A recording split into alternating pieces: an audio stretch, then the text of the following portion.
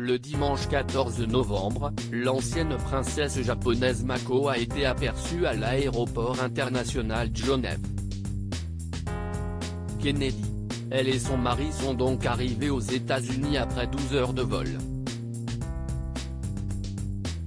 Rappelons que le mois dernier, le couple s'était marié lors d'une cérémonie discrète.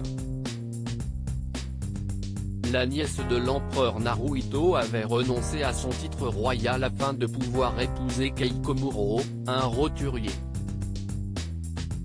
Après seulement quelques semaines de cette union, le couple a donc décidé de commencer une nouvelle vie en Amérique.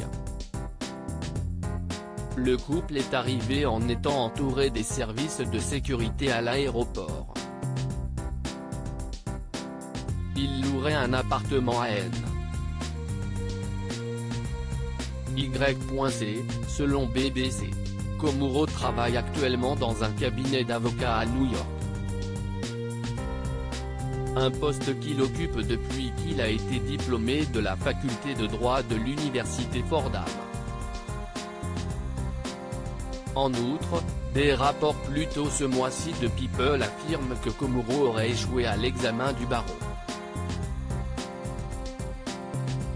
Seulement, il prévoit de le repasser. Princesse Mako du Japon, elle a troqué la royauté à l'amour. La princesse Mako et Komuro vivent une histoire que l'on ne voit que dans les films.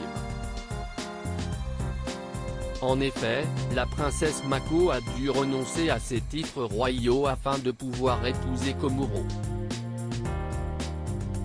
Si est-il la loi japonaise qui exige qu'une princesse quitte la famille impériale si elle veut épouser un roturier.